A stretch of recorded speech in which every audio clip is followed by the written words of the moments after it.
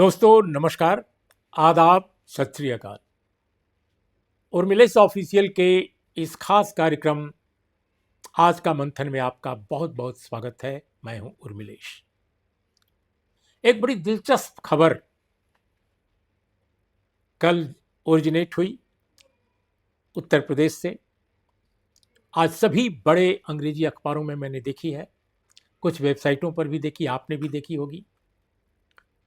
और वो दिलचस्प खबर ये है कि उत्तर प्रदेश की जो सरकार है वो समूचे प्रदेश के जितने विश्वविद्यालय हैं और जितने कॉलेजेस हैं उन सब में एक यूनिफॉर्म एक ड्रेस कोड लागू करेगी। अब आप सोचिए, ये स्कूलों में होता है, प्राइमरी स्कूलों में, मिडिल स्कूलों में, हाई स्कूल में भी चलता है, लेकिन यूनिवर्सिटी में, कॉलेज में, पोस्ट ग्रेजुएशन जो कर रहे हैं लड़के, जो पीएचडी कर रहे हैं लड़के, और वहाँ पे तो ड्रेस कोड जैसी कोई बात हमने नहीं सुनी थी। आपने सुनी? एमबीए के जो लड़के होते हैं, कई जगह देखा जाता है कि वो लोग करते हैं, क्योंकि वो बिजनेस एडमिनिस्ट्रेशन वगैरह के जो लड़के हैं, तो उनके कॉलेज में, उनके जो इंस्टीट्यूशंस हैं, वो एक खास ढंग का उनको डेवलप करना होता है, इसलिए वहाँ एक कल्चर है टाई वगैरह लगाने की। लेकिन नॉर्मल यूनिवर्सिटीज़ में ऐसा आमतौर पे हमने नहीं सुना, कम से कम अपने देश में। लेकिन उत्तर प्रदेश नेतृत्व कर रहा है पूरे देश का, सबसे बड़ी आबादी है, सबसे बड़ा सूबा है, तो हो सकता है कि ये प्रयोग यहाँ भी किया जा रहा हो कि देश के दूसरे हिस्सों में भी ऐसा करना है। कई बार गुजरात से प्रयोग शुरू होते हैं, अब उत्तर प्रदेश से प्रयोग शुरू हो रहे हैं, आगे बंगाल और असम से भी प्रयोग शुरू होंगे। तो हो सकता है कि ये मौजूदा जो रिजीम है केंद्र में और जो राज्यों में भी है, बहुत सारे राज्यों में भी है इनकी सरकार, हो सकता है कि ये कोई प्रयोग चालू हुआ है देश भर में कि यूनिवर्सिटीज़ का जो स्तर है पढ़ाई लिखाई का, शैक्षणिक स्तर है, इंटेलेक्चुअल जो एक फ्रीडम है, शोध काम है, शोध कार्य जिसको रिसर्च कहते हैं, इसमें कोई गुणवत्ता बढ़े, सुधार हो। उत्तर प्रदेश के जो विश्वविद्यालय हैं, देश के विश्वविद्यालयों के जो इंडेक्स में बहुत ऊंचा जाएं, बहुत ऊपर उनका नंबर रहे, इस तरह की कोई कोशिश तो हमने नहीं सुनी है। वैसे भी अपने देश के जो विश्वविद्यालय हैं, मैं अगर उत्तर प्रदेश की बात छोड़ दूं पूरे देश की, तो जो ग्लोबल इंडेक्स है यूनिवर्सिटीज़ का, उसमें हम अभी पहुंचते नहीं हैं। टॉप 10 में, टॉप 100 में, टॉप 50 में बहुत मुश्किल है। और जबकि कुछ डेवलपिंग नेशंस, विकासशील देश, जो कभी हमसे compete करते थे या हम उनसे compete करते थे, वहाँ पे अनेक विश्वविद्यालय ऐसे हैं जो टॉप 50 यूनिवर्सिटीज़ में शुमार हो गए हैं। और हमारे यहाँ क्या है कि जो जेएनयू है, दिल्ली यूनिवर्सिटी है, बीएचयू है, इस तरह के जो विश्वविद्यालय हैं, या हमारे आईआईटीज़ कुछ हैं जिनका नाम काफ़ी हम बहुत ही आदर के साथ लेते हैं और उसको मानते हैं कि अपने देश के ये बेहतरीन विश्वविद्यालय हैं, बेहतरीन शिक्षण संस्थान हैं, उनकी पोजीशन भी पहले के मुकाबले ग्लोबल इंडेक्स में अगर देखा जाए तो हिलडुल रही है। वो भी बहुत पीछे हैं, आगे होने के बजाय पीछे हो रहे हैं। डॉलर के मुकाबले रुपया जिस तरह गिर रहा है, वैसे हमारे विश्वविद्यालय नीचे लुढ़क रहे हैं। लेकिन उत्तर प्रदेश अब उसमें एक नया प्रयोग कर रहा है, कुछ दिखाने के लिए कि हम नया कर रहे हैं, और वो ड्रेस कोड लागू कर रहा है। आखिर ड्रेस कोड के पीछे क्या मानसिकता है, यह समझने की बात है। अब इसमें कहा गया है, जो मैं आपको बताऊं, कि ये ड्रेस कोड जो है पूरे विश्वविद्यालयों में लागू होगी। जो मीडिया डेटा, माने मीडिया से हमने डेटा कुछ कलेक्ट किया, कुछ गूगल से और कुछ अन्य जगहों से पता चला कि उत्तर प्रदेश में कुल 84 विश्वविद्यालय हैं। केंद्रीय विश्वविद्यालयों के और निजी विश्वविद्यालयों और डीम्ड यूनिवर्सिटीज़ के भी सबके अगर आंकड़े आप ले लें, स्टेट यूनिवर्सिटीज़ का मिलाकर, तो 104 ये संख्या पहुंचती है। और कुल मिलाकर जो कॉलेजेस अगर लिए जाएं तो 8,000 संख्या है। इसमें 440 जो कॉलेजेस हैं वो स्टेट के हैं, आई मीन सरकार संचालित वो महाविद्यालय हैं, 440, लेकिन हैं 8,000। अब आप पूरी ये संख्या गिन जाइए तो इनमें जो पढ़ने वाले स्टूडेंट्स हैं उनकी तादाद करीब करीब 4.9 मिलियन है। 4.9 मिलियन।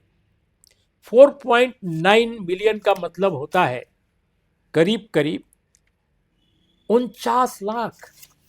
अब आप सोचिए 49 लाख की संख्या, ये 49 लाख जो लोग हैं इनके लिए ड्रेस कोड अगर लागू आप कर रहे हैं, 4.9 मिलियन लोग जो कि 49 लाख होते हैं, इनके लिए जो आप ड्रेस कोड लागू कर रहे हैं, तो यूनिफॉर्म कितनी खरीदनी पड़ेगी, कितने लोगों को, कहाँ से अचानक ये सब कुछ होगा। शहरों में जो बच्चों के स्कूल हैं वो काफ़ी इस पर विवाद मचता है। कई बार कहा जाता है कि नहीं, आप स्कूल का ड्रेस जो है स्कूल के अंदर ही खरीदिए। वो केस कई बार कोर्ट में चला जाता है वो मामला। कई जगह पेरेंट्स ने इसको चैलेंज किया कि आप एक ही जगह से क्यों खरीदने को बाध्य कर रहे हैं, आप बड़ी बड़ी जो दुकानें हैं वहाँ भी अपने ड्रेस बेचिए, क्या दिक्कत है, उनको ऑर्डर कीजिए, हमारे बच्चों को मिल नहीं पाती है टाइम पे ड्रेस, तो सबको क्यों आप एक जगह इकट्ठा कर रहे हैं और मारामारी मचती है ड्रेस में। तो ये जो अराजकता की स्थिति हम देखते हैं कि बड़े बड़े शहरों में भी है ड्रेस कोड को लेकर, किताबों के डिस्ट्रीब्यूशन में भी हो गई है आजकल, तो कि कहा जाता है कि नहीं, हमारा सिलेबस जो है वो हमारे स्कूल से ही आप किताब ले सकते हैं, ऐसा भी कहा जा रहा है। तो ऐसी स्थिति में जब इतनी उहापोह की स्थिति है, इतनी अराजकता स्कूली शिक्षा में है, तो विश्वविद्यालयों पर ये दबाव किस लिए डाल रहे हैं आप? क्या ये दिखाने के लिए डाल रहे हैं कि हम कितने अनुशासित हैं, कि हम चाहेंगे तो सबको एक ड्रेस कोड डाल देंगे? और इसके बारे में मज़ा ये है, बहुत मज़ेदार बात है, कि जब उनके शिक्षा मंत्री हैं योगेंद्र उपाध्याय जी, ये योगेंद्र उपाध्याय जी ने ये अनाउंसमेंट जो किया, वो दरअसल उसके पहले राज्यपाल जो आनंदीबेन पटेल हैं उन्होंने इसकी घोषणा की थी। उन्होंने कहा था कि ये होना चाहिए। तो योगेंद्र उपाध्याय ने जब घोषित किया तो उन्होंने कहा कि ये इक्वलिटी और अनुशासन, यानी समानता और अनुशासन के लिए अच्छी पहल होगी। अब आप सोचिए, इक्वलिटी कहाँ ला रहे हैं? ड्रेस कोड में। लेकिन शिक्षा में, स्वास्थ्य में कोई इक्विटी नहीं, धन में, दौलत में, ओनरशिप में कोई नहीं, नौकरी में कोई नहीं, खेत खलिहान में कोई नहीं, तो वहाँ समानता नहीं है। आप कह रहे हैं कि नहीं, आपकी ड्रेस एक जैसी हो जाए यूनिवर्सिटी में, और यूनिवर्सिटी के बाहर फिर वही अलग अलग ड्रेस होगी। कोई जो है 6,000 रुपये का सूट पहनेगा और किसी के पास सूट नहीं होगी तो वो पैजामा कुर्ता पहन लेगा या टी शर्ट डाल लेगा एक जींस के पैंट के साथ। तो आप कह रहे हैं कि नहीं, कॉलेज में हम सबको समान रखेंगे, समाज के कॉलेज के कैंपस के बाहर असमानता का एक पूरा का पूरा समंदर लहरा रहा होगा। ये अजीब बात है, किस तरह की समानता की बात आप कर रहे हैं? अब उपाध्याय जी ने कहा कि अलग अलग ड्रेस होने से सामाजिक आर्थिक असमानता और विभाजन दिखता है बच्चों में। ये है, दिखता क्या है? हमारा जो समाज है, आपने और हमने मिलकर जो ये समाज व्यवस्था बनाई है आज़ादी के बाद से, इसमें असमानता और विभाजन तो है ही है, और वो लगातार बढ़ रहा है। थॉमस पिकेटी बहुत दुनिया के बड़े अर्थशास्त्री हैं, उनकी एक रिसर्च टीम को मैं एक रिसर्च पढ़ रहा था, तो उसमें पता चला कि भारत में अंग्रेजों के ज़माने में, बल्कि ईस्ट इंडिया कंपनी के बिल्कुल बाद के फेज की फेज का आंकड़ा है शायद, तो वो ये कहा जा रहा है कि उस वक्त जितनी असमानता थी उससे भी ज़्यादा असमानता आज है। इसका मतलब ये मैं नहीं कह रहा हूं कि समाज विकसित नहीं हुआ है, आगे नहीं बढ़ा है, आर्थिक स्थिति में सुधार नहीं हुआ है। असमानता का लेवल, आज अरबपति खरबपतियों की संख्या देख लीजिए और आम लोगों की, गरीब होते लोगों की संख्या देख लीजिए, तो इस मामले में हमारा समाज ज्यादा असमान हुआ है, असमानता का दलदल और बढ़ा है। और उपाध्याय जी जो हैं शिक्षा मंत्री, वो कह रहे हैं कि अलग अलग ड्रेस होने से सामाजिक आर्थिक असमानता नजर आती है, इससे विभाजन बढ़ता है बच्चों में, कुछ में सुपीरियरिटी कॉम्प्लेक्स जाता है, कुछ में इन्फीरियरिटी कॉम्प्लेक्स जाता है। इसलिए कोड हो जाएगा तो ये सब ठीक रहेगा। अरे भाई, यूनिवर्सिटी के और कॉलेज के कुछ घंटों में ये समानता आप लाएंगे, ये आप डाइवर्सिटी खत्म करेंगे, मतलब ड्रेस की, और बराबर रखेंगे 2 घंटे के लिए यूनिवर्सिटी में या 3 घंटे के लिए, और बाहर जो है वो लगातार असमानता रहेगी। तो क्या ये लॉजिक दे रहे हैं शिक्षा मंत्री? ये बात मुझे नहीं समझ में आई। तो दोस्तों, ऐसे ऐसे तो हैरतअंगेज फैसले लिए जा रहे हैं, ऐसे ऐसे फैसले जो अचरज जताते हैं। पता नहीं कहां से एडवाइस आ रही है, कौन लोग इनको सलाह दे रहे हैं, कौन सा एडवाइजरी बोर्ड है। तो मुझे ऐसा लगता है कि कहीं ना कहीं हमारे समाज में विश्वविद्यालयों की स्थिति तो बहुत ही खराब होती जा रही है, इतनी खराब जितनी कल्पना नहीं की जा सकती। श्रेष्ठतम जो हमारे विश्वविद्यालय हैं, चाहे वो जेएनयू हो, दिल्ली यूनिवर्सिटी हो, अलीगढ़ मुस्लिम यूनिवर्सिटी हो, या बीएचयू हो, या इलाहाबाद यूनिवर्सिटी का तो कहिए ही मत। एक ज़माने में हमारी प्रिय यूनिवर्सिटी जो है, जहाँ से मैंने बीए और एमए दोनों किया है, तो उस यूनिवर्सिटी को लोग पूरब का ऑक्सफोर्ड कहते थे, पूरब का ऑक्सफोर्ड। अब आप इलाहाबाद यूनिवर्सिटी को, आप भारत में भी आप नहीं गिन सकते कि कितने नंबर पर है वो यूनिवर्सिटी के लेवल पर, हमारे इंडेक्स में, नेशनल इंडेक्स में। और आज के इंडेक्स का मतलब ही क्या रह गया है, जिस तरह के अपॉइंटमेंट्स किए जा रहे हैं और जिस तरह बड़े पदों पर यूनिवर्सिटी में लोगों को बैठाया जा रहा है। लोग बताते हैं कि एक बहुत बड़ा सामाजिक संगठन है, बहुत बड़ा एक एनजीओ है, उसकी रिकमेंडेशन पर तो वाइस चांसलर बन रहे हैं। जो वो तय करते हैं वो सरकार एग्जीक्यूट कर देती है फौरन। और उनके जो वाइस चांसलर हैं गर्व के साथ कहते हैं कि हम अमुक संगठन के साथ जुड़े हुए हैं, या अमुक संगठन को हम अपना प्रतीक मानते हैं, अपना मॉडल मानते हैं, गाइडिंग प्रिंसिपल उनका जो है हमें हमें हमें रोशनी दिखाता है। तो ये स्थिति है। तो दोस्तों, यही सब जानने के लिए मैंने सोचा कि देखा जाए कि आखिर ये वजह क्या है, और इसको जानने के लिए मैंने प्रोफेसर रूपरेखा वर्मा, लखनऊ विश्वविद्यालय में लंबे समय तक प्रोफेसर रही हैं, वाइस चांसलर भी, और उनका जो शिक्षा के क्षेत्र में योगदान है वह उल्लेखनीय है, बहुत आदर के साथ उनका नाम लिया जाता है। तो हमने उनसे संपर्क किया। रूपरेखा जी हमारे साथ हैं। जी, आपका बहुत बहुत स्वागत है रूपरेखा जी। आप हमारे कार्यक्रम में पहली बार आई हैं, इसलिए और ज़्यादा हम स्वागत करते हैं, और भविष्य में भी हम आपका ज़रूर आपसे बातचीत करते रहेंगे। आपको कैसा लगा ये सुनकर कि उत्तर प्रदेश के विश्वविद्यालयों में एक ड्रेस कोड लागू हो रहा है? कैसा लगा? देखिए, इसमें कई बातें हैं। एक तो ये है कि जब कुछ लोग जो चाहिए वो काम नहीं कर पाते हैं, समस्याओं का समाधान नहीं कर पाते हैं, तो कुछ और ऐसा करने लगते हैं कि लोगों को लगे कि कुछ हो रहा है। यानी अपने फेल्योर को, अपनी असफलताओं को छिपाने के लिए बहुत बार हम लोग ये करते हैं कि हम कुछ और करने लगते हैं कि काम करने का दिखावा हो। जैसे हमें काम दिया घर में पूरे घर की सफाई का, हमारा मन नहीं है, हमें उसकी ज़्यादा हकीकत भी नहीं पता है, हम नहीं करना चाहते, लेकिन जब कोई हमें चेक करने आए तो हम इधर-उधर कुछ लेके कपड़ा घिसने लगते हैं, तो ये लगता है कुछ तो बिज़ी है, कर रही है कुछ ना कुछ। कुछ यही हाल मुझे इस समय के लोगों का जो कि बड़ी-बड़ी कुर्सियों पे बैठे हैं उनका है। विश्वविद्यालय और उच्च शिक्षा की बहुत ही गहरी गंभीर समस्याएँ आजकल हैं।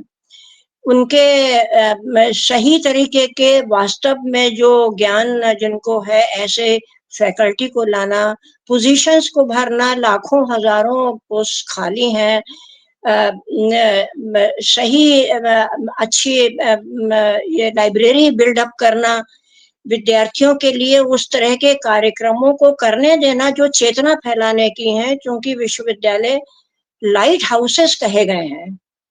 तो ये लाइट हाउसेस जो है उसके लिए जरूरी होता है कि जो यूथ है, जो अब पनप चुका है जीवन में, वो बच्चा नहीं है, वो अपने विचार विमर्श करे और उसको मौके मिले। लेकिन विचार विमर्श को लगातार रोका जा रहा है। एक साल के अंदर की ही बात है, गोरखपुर में वाइस चांसलर और रजिस्ट्रार को जो रूलिंग पार्टी का यूथ विंग है उसने रातों घूसों से उनको मारा और घसीट करके ऑफिस से, ये बहुत जगह रिपीट हुआ है। ऐसी समस्याओं से भरे विश्वविद्यालयों के माहौल में उत्तर प्रदेश में अगर हम एक यूनिफॉर्म की बात लाते हैं तो मुझे लगता है कि ये सिर्फ कुछ करने का बहाना है, इससे कुछ होने वाला नहीं है। फिर बात यह है कि यूनिफॉर्म हम क्यों लाते हैं कहीं भी। पुलिस की यूनिफॉर्म होती है, कुछ कंपनियों में लोगों की यूनिफॉर्म होती है और छोटे बच्चों के स्कूलों में होती है।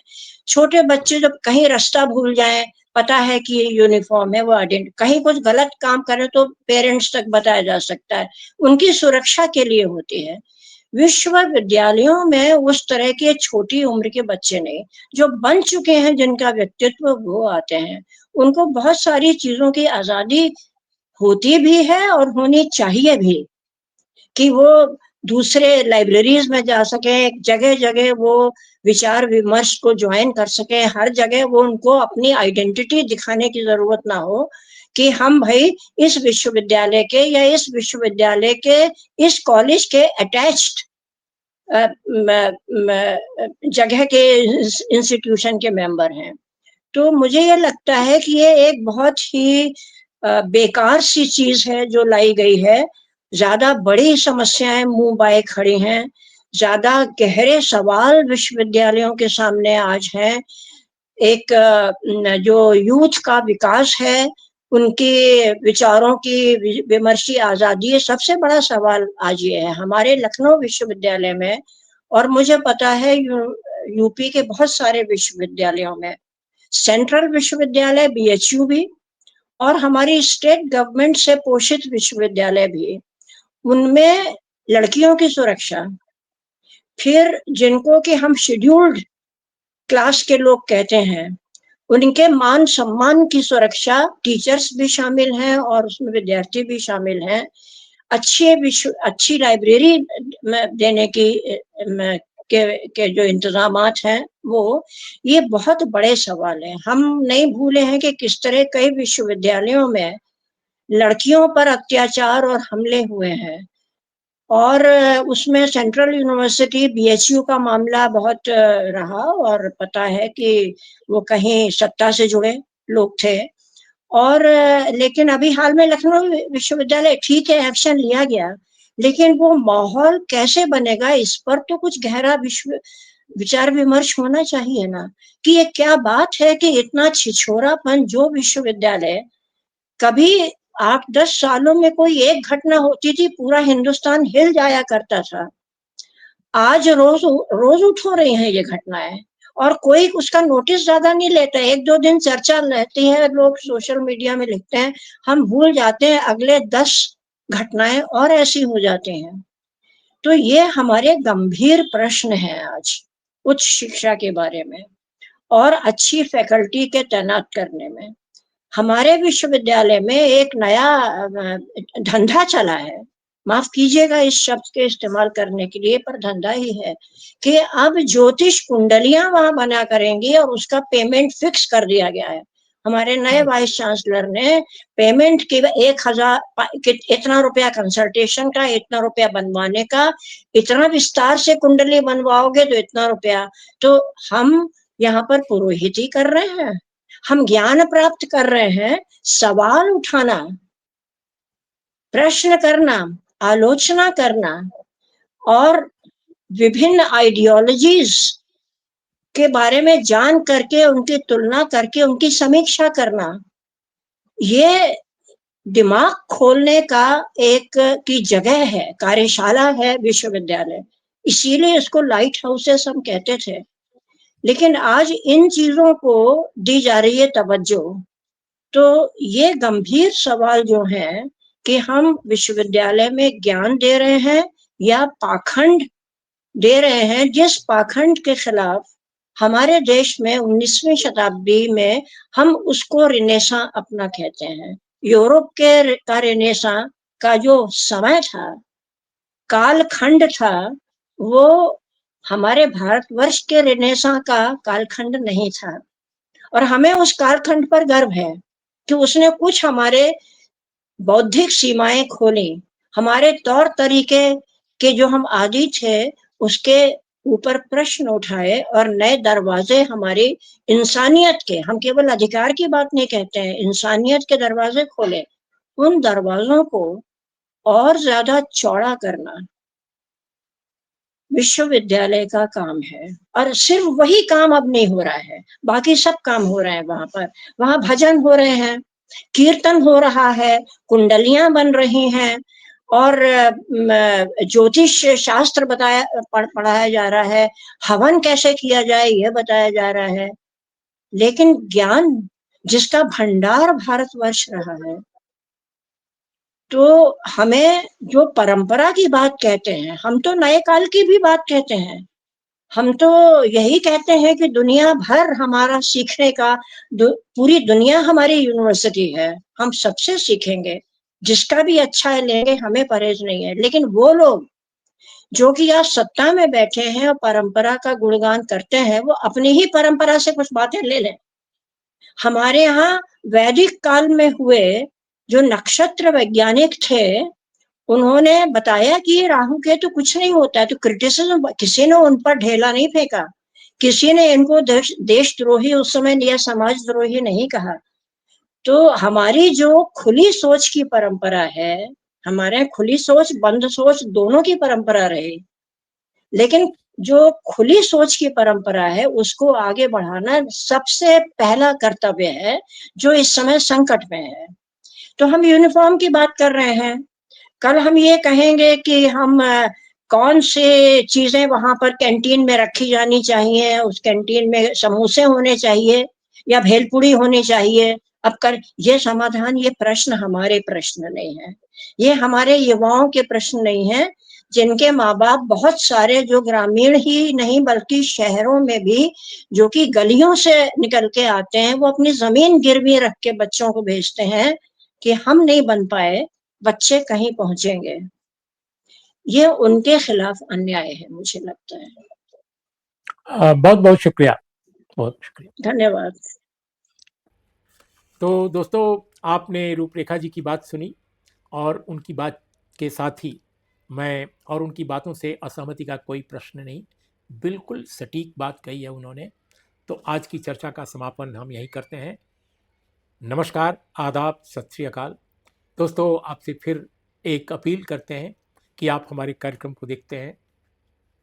हम आपसे काफ़ी उत्साहित होते हैं आपके इस इनिशिएटिव से, लेकिन हमारे कार्यक्रम को देखकर आप वहीं तक सीमित न रहिए, इसकी रीच भी बढ़ाइए, अपने दोस्तों तक शेयर कीजिए, अपने जानने वालों तक शेयर कीजिए, सब्सक्राइब कीजिए और उनसे भी कहें कि हमारे चैनल को सब्सक्राइब करें। नमस्कार, आदाब, सत श्री अकाल।